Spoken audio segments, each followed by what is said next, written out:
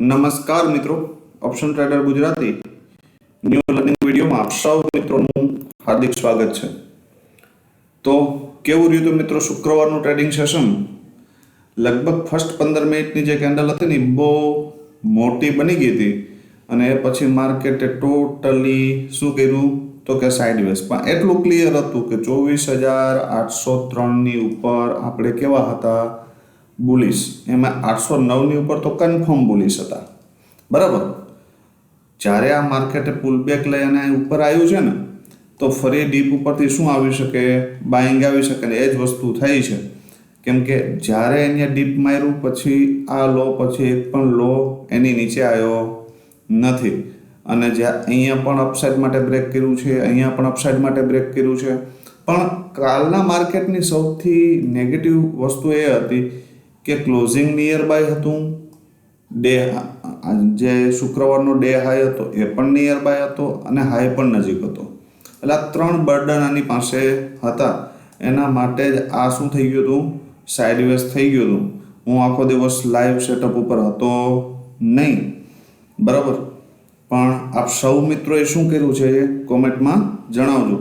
લાસ્ટમાં તમને આ લેવલ ઉપર આટલું સસ્ટેન થયા પછી આ ડીપ ઉપરથી આ બાય બનતા હતા બે જગ્યાએથી. શું આટલી વાર સુધી જો માર્કેટ સસ્ટેન રહે છે તો એનો મતલબ કે હવે બ્રેકડાઉન નહીં કરે, બ્રેકઆઉટ કરી જશે. આની અગાઉ 2 દિવસ કે 3 દિવસ પહેલાંના વિડીયોમાં આ વસ્તુ મેં સમજાવી હતી કે જ્યારે કોઈ લેવલને માર્કેટ હોલ્ડ કરી લે ને તે સમજવાનું કે હવે બ્રેકડાઉનની જગ્યાએ બ્રેકઆઉટ પણ કરી શકે. આ યાદ રાખવું. હા, ફર્સ્ટ કેન્ડલ હતી આપણી ડાઉન સાઇડ ક્લોઝ હતી, એ 100%ની વસ્તુ છે. પણ કોઈ લેવલના માર્કેટ આટલી વાર સુધી હોલ્ડ કરે છે તો પોસિબિલિટી છે કે માર્કેટ બ્રેકઆઉટ કરે અને બ્રેકઆઉટ કર્યા પછી આપણે એક્ઝેક્ટ 895 વાળા લેવલ ઉપર ગયું. પ્રીમિયમ ઉપર જોઈ લે કે પ્રીમિયમ ઉપર શું થયું છે. સૌથી પહેલાં કોલનું પ્રીમિયમ. હવે ગઈકાલના જે અગાઉનો વિડીયો હતો એની અંદર મેં ક્લીન કીધું હતું કે ભાઈ 74 જે છે ને એ માર્કેટ માટે સ્ટ્રોંગ લેવલ છે. હા, એનાથી થોડું ડીપ આવ્યું 64નો એને પાછો શું બનાવ્યો? નવો બેઝ ક્રિએટ કર્યો, બરાબર. અને એ એરિયામાંથી બાઉન્સ બેક કરીને લગભગ 90 સુધીનો હાઈ મારતું હતું, બરાબર. તો આ એરિયામાંથી ક્યાંયથી પણ તમે સ્કેલ્પિંગમાં બેઠા હશો ને તો 20-25 પોઈન્ટ આપતું હતું, બરાબર. પણ તમારો માઇન્ડસેટ અપસાઇડનો હશે તો આમાં વસ્તુ લાસ્ટમાં પણ અહીંયા ખાલી 1 પોઈન્ટનો સ્ટોપ લોસ આવતું હતું. જે મિત્રો અહીંયાથી એટેમ્પ માર્યો હશે ને, અને આ એરિયામાં લેવા માટે પણ તમને 3 કેન્ડલ આપી છે, 1, 2 અને 3, કે હજી કોઈને લેવું હોય તો લઈ શકો. એવું નથી કે આમ આવ્યું જતું રહ્યું, બરાબર. તો આ મુવમેન્ટ કોઈ મિત્રો કેપ્ચર કરી શકાશે, અથવા તો આ કરી શકાશે, અથવા તો આ કરી શકાય. 3માંથી કોઈ એક મુવમેન્ટ પણ કેપ્ચર કરી હશે ને તો 20-22 પોઈન્ટ તો ક્યાંય ગયા નથી મારા મત મુજબ. અને જે મિત્રો લોંગ ટાર્ગેટ માટે બેઠા હશે અને ડાઉન આવ્યું હોય તો C2 CSL જાય, બરાબર. બાકી લોસ તો થવો જોઈએ નહીં. કેમ કે ફર્સ્ટ લો માર્યા પછી આ લોની નીચે કોલનું એક પણ પ્રીમિયમ ગયું નથી, બરાબર. તો આ મુવમેન્ટ કોઈ મિત્રોએ લીધી હોય તો એક્ઝેક્ટ 116 સુધીની મુવમેન્ટ છે. 74ની ઉપર પણ જો લીધી હોય ને તમે તો પણ આપણો ટાર્ગેટ એચીવ છે, બરાબર. હવે જોઈ લો પુટનું પ્રીમિયમ કે ભાઈ એમાં શું થયું છે. જો કદાચ તમને કોઈ મિત્રોને મારા શબ્દો યાદ આવે કે આ પ્રીમિયમ 101ની ઉપર જ આની અંદર કંઈક થઈ શકે, 101ની ઉપર જ આ પ્રીમિયમમાં પાવર હશે, આવા શબ્દો હતા. એની પછી નીચે આવીને મને નથી લાગતું કે આ 53 વાળું કે આ 33 વાળું લેવલ હોલ્ડ થાય, આવા અમારા શબ્દો હતા, બરાબર. જે મિત્રોએ વિડીયો ન જોયો હોય એ જોઈ લેજો. કેમ કે 101ની નીચે આવ્યા પછી શું થયું છે? જો રિટ્રેસ ફરી નીચે ફરી ઉપર નીકળવાનો પ્રયત્ન કરો અને ફરી અહીંયા શૂટિંગ સ્ટારથી ડાઉન, અને શૂટિંગ સ્ટાર પછી એનો લો કન્ફર્મ થયા પછી એ પ્રીમિયમ ફરી ઉપર ગયું નથી. હા, પ્રાઇઝ એક્શન સાથે 100% ગયું છે ડાઉન. પણ આ ઝિગઝેગ મુવમેન્ટ ડેઈલી કંઈ આ રીતની સ્પાઇકવાળી મુવમેન્ટ નહીં આવે એમ. ક્યારેક તો આવી મુવમેન્ટનો સામનો પણ કરવો પડશે, બરાબર. અને આ 53ના લેવલને મસ્ત રીતે બ્રેક કર્યું, આ એને રિટેસ્ટ કર્યું, ફરી ડાઉન આવે છે. હવે 33ના લેવલને હોલ્ડ કરે છે કે નહીં એ જોવાનું રહ્યું. પણ મારા મત મુજબ નહીં કરે. બરાબર, આટલું ક્લિયર. હવે જોઈ લઈએ આપણે સેન્સેક્સમાં શું થયું છે. સેન્સેક્સનું કોલનું પ્રીમિયમ હતું, જેની અંદર આપણે ચર્ચા થઈ હતી કે ભાઈ 358 મારા મત મુજબ બેસ્ટ બાઇંગ એરિયો છે. એને તોડી નાખ્યું, ફરી ઉપર ગયું. તો હવે આપણે એટલી વસ્તુ તો ક્લીન છે કે હવે જો આ ડીપ આવે ને તો આમાં આપણે એન્ટ્રી કરવી છે. પણ એસએલ તો તમારો આ જ રહી ભાઈ. હાલો, બરાબર. પછી તમે એમ કહો કે 5-10 પોઈન્ટના એસએલથી હું બાય ટ્રાય કરું છું, તો ઇટ્સ નોટ પોસિબલ. બરાબર.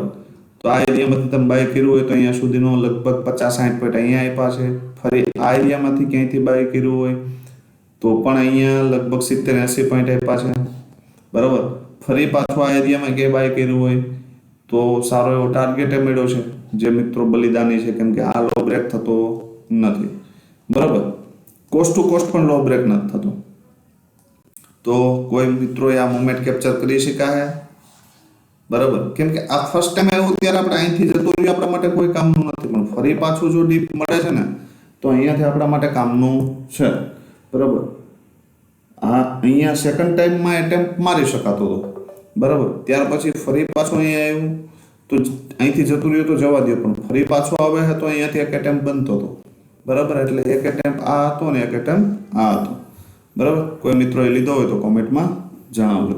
હવે મહત્વની વસ્તુ, આવતીકાલે શું થઈ શકે, મેન ચર્ચા એ. હવે જો ભાઈ માર્કેટ છે ને હાઈવે ઉપર છે. કાલે કીધું તું, આજે કહું છું, માર્કેટ કેવું છે? હાઈવે ઉપર. જ્યાં સુધી પ્રાઇસ એક્શન બ્રેક નહીં થાય ત્યાં સુધી ડાઉન સાઈડ આવી શકે નહીં. અહીંયાથી આ ચેનલમાં હાલે છે. બરાબર. ફરી પાછું અહીંયા જઈ શકે. બરાબર.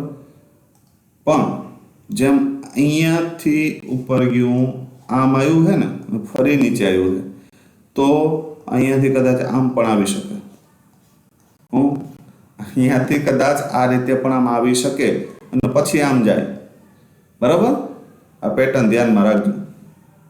સમજાય છે? ફરી વખત કહી દઉં, અહીંયાથી આમ ગયું છે, ત્યાંથી આમ આવ્યું છે, તો અહીંયાથી ફરી આમ આવી શકે. બરાબર. અને જો આ લેવલને પાછું રિસ્પેક્ટ કરતું દેખાય ને તો આ એરિયામાંથી એન્ટ્રી બની શકે અને આને બ્રેક કરી દે તો અહીં સુધી બલિદાન દઈ શકાય. બરાબર. આ ક્લીન વ્યૂ મારો. ડાયરેક્ટ જશે ને તો થોડું કન્ફ્યુઝન કરશે. ડાયરેક્ટ જશે તો આ એરિયામાં થોડું કન્ફ્યુઝન થશે, કેમ કે અહીંયાથી ઘણા સ્પેસ ઉપર સ્પેસ છે નહીં. બરાબર. આ જે ઝોન છે ને ફૂલ ટ્રેપિંગ ઝોન છે, એટલે આમાં બાયમાં એન્ટ્રી કરવી હોય ને તો ડીપથી કરવી પડે. બરાબર.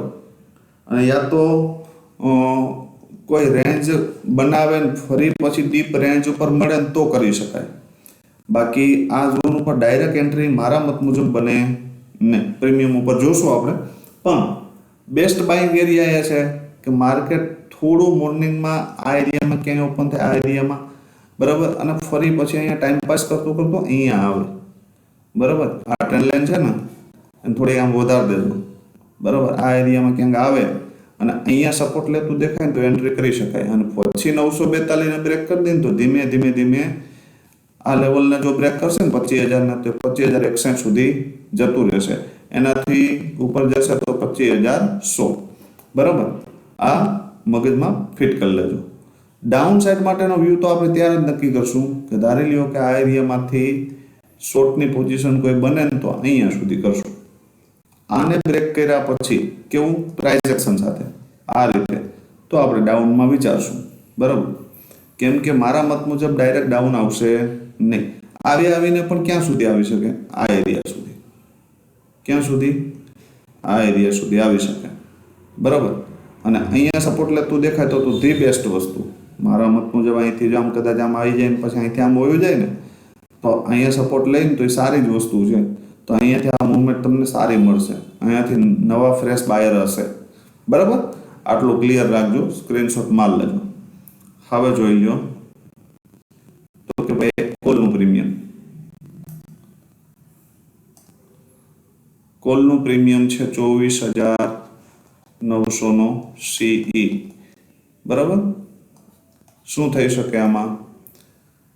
હવે જો ભાઈ આ પ્રીમિયમ પાસે એક બેઝ છે 29 થી લઈ અને 34 સુધી.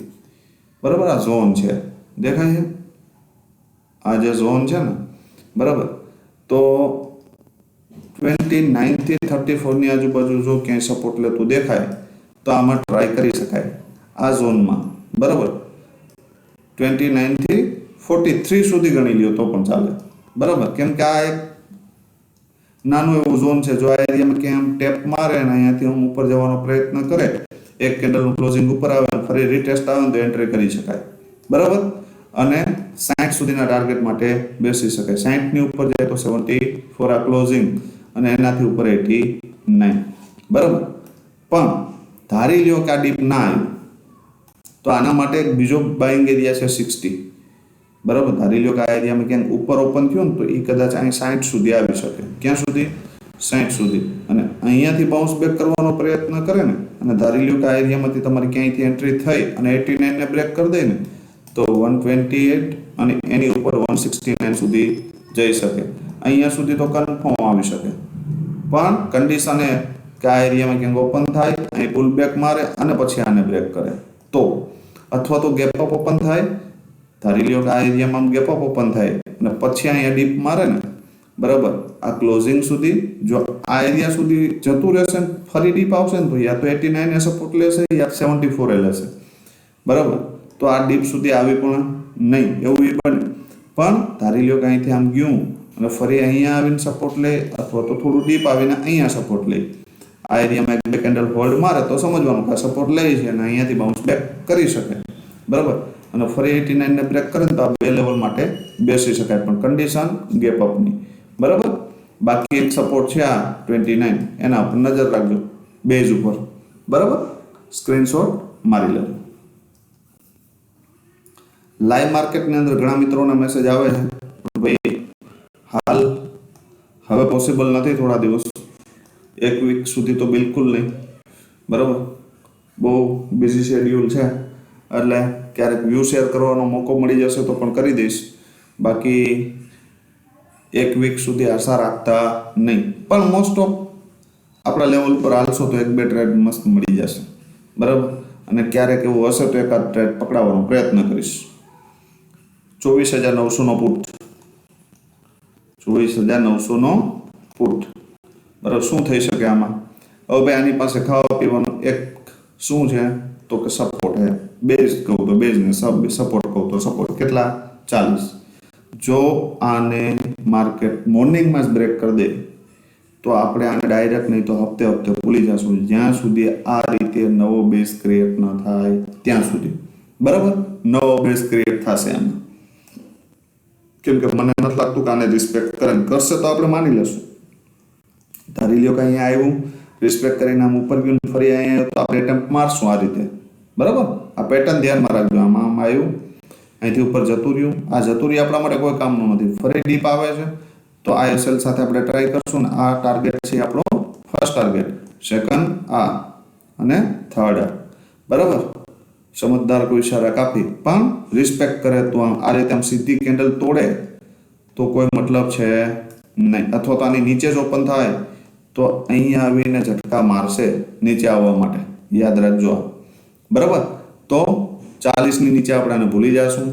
ધારી લ્યો કે આ પ્રીમિયમ અહીંયા સપોર્ટ લેતું દેખાઈ ગયું તો એન્ટ્રી કરી શકાય. 62 ને બ્રેક કરે તો 89 સુધી જઈ શકે, બરાબર. અને ફરી નીચે આવે આ એરિયામાં ક્યાંય સપોર્ટ લે અને એન્ટ્રી કરો તમે અને 89 ને બ્રેક કરી દે તો 135 અને 171 સેકન્ડ એટેમ્પ્ટમાં. ફર્સ્ટ એટેમ્પ્ટમાં તમે ધારી લ્યો કે સપોર્ટ લીધો અને ડીપ આવ્યો અને તમે એન્ટ્રી કરી લીધી તો અહીંયા સુધી બેસાય. ક્યાં સુધી? 89 સુધી. વન વે જતું રહેશે નહીં, એ પુલ બેક મારશે અને પુલ બેક ઉપર જો ફરી એન્ટ્રી તમારી થાય અને આ લેવલને બ્રેક કરી દે 89 ને તો આ ઉપરના ટાર્ગેટ માટે બેસી શકાય વન વે માને, બરાબર. ધારી લ્યો કે આ પ્રીમિયમ ગેપ અપ ઓપન થઈ જાય.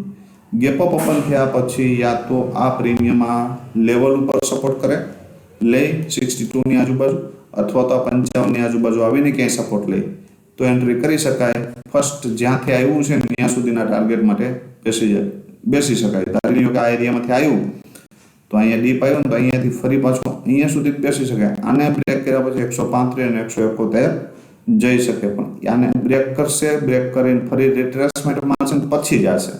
યાદ રાખજો આ પેટર્ન, બરાબર.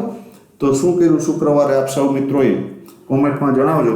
અને નવા મિત્રો જે રિસેન્ટલી એડ થયા છે તે મિત્રોનું ખૂબ ખૂબ સ્વાગત છે. અને કંઈક નવું શીખજો. પહેલાં રિવિઝન સેશન જોજો, બરાબર. થોડા દિવસના અગાઉના રિવિઝન સેશન પણ જોજો, એટલે જેથી કરીને ખ્યાલ પડે કે આપણા લેવલ ઉપર કામ કેવી રીતે કરવું. છેલ્લા 2-3 દિવસની અંદર 100-125 આજુબાજુ ઇન્સ્ટાની અંદર ફોલોવર વધ્યા છે અને યુટ્યુબમાં પણ વધ્યા છે. તો એ મિત્રોને ખાસ કે ડાયરેક્ટ કૂદી પડતા નહીં.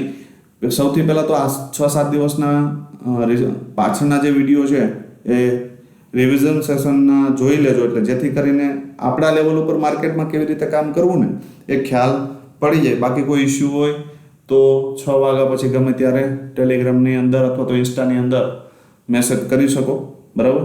બનતા પ્રયત્ન હશે કે તમારા રિપ્લાય અમારી ટીમ દ્વારા અપાવવાનો પ્રયત્ન કરીશું, બરાબર. તો વધુમાં વધુ વિડીયોને લાઈક કરજો, શેર કરજો, અને વિડીયો સારો લાગ્યો હોય તો કોમેન્ટ ફરજિયાત કરજો, જેથી કરીને આપણો આ વિડીયો આપણા જ ગુજરાતી ભાઈઓ સુધી પહોંચી શકે. તો આવતીકાલે ફરી મળીશું નવા વિડીયોમાં. ત્યાં સુધી જય માતાજી, હર હર મહાદેવ.